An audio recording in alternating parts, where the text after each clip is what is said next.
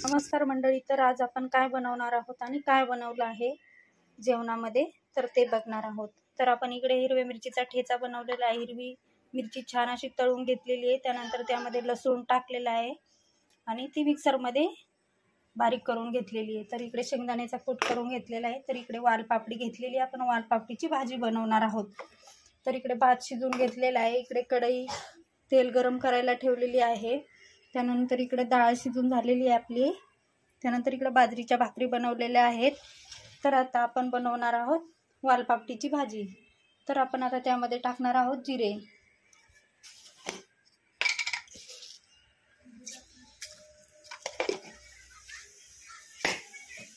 त्यानंतर मोहरी,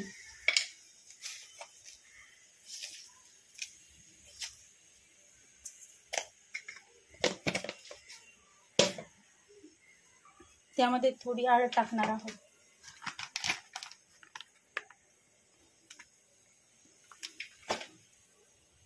थोडीशी कोथिंबीर.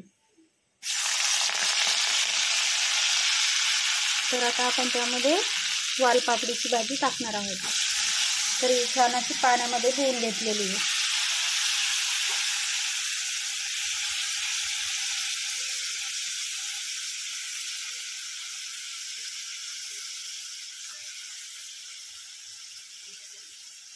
तर भाजीला अशा प्रकारे छान एकत्र करून घेणार आहोत आणि परतून घेणार आहोत. गॅसही मोठा करून घेणार आहोत.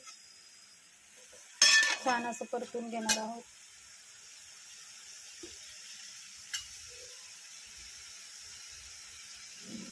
तर आपण वालपापडीमध्ये कसले पाणी वगैरे नाही टाकणार. ते छान असे तेलावरच परतून घेणार आहोत.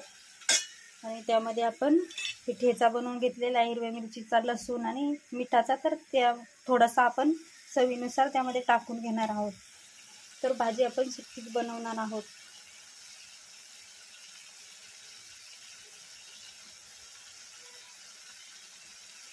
तर आपल्याला तिखट हवी असेल तर जास्त टाकू शकता किंवा नसेल जास्त तिखट तर कमी टाकू शकता.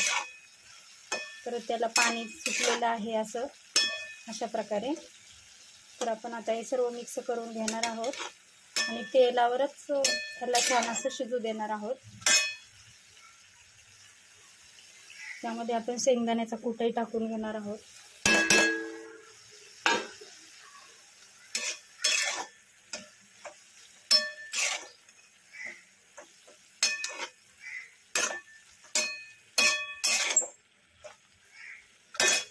तर याला आपण आता 10 मिनिटासाठी याच्यावरती झाकण ठेवून छान असं वाफू द्यायचं.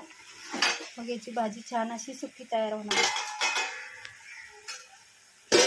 तर आपण आता याच्यावरती झाकण ठेवणार आहोत 10 मिनिटासाठी. तर आता आपण भाजीवरचं ताट काढून घेणार आहोत. तर आपली भाजी आता छान अशा प्रकारे झालेली आहे. छान अशी परतून झालेली आहे, शिजून पण झालेली आहे. तर तुम्ही भाजी भाकरीसोबत वगैरे खाऊ शकता. तर आपण आता वरून कोथिंबीर टाकून घेणार आहोत. तर आपली भाजी आता वालपापडीची छान अशा प्रकारे झालेली आहे. तुम्ही जी आवडली असेल तर नक्की बनवा. स्वस्त खा, मस्त रहा. तर थँक्यू.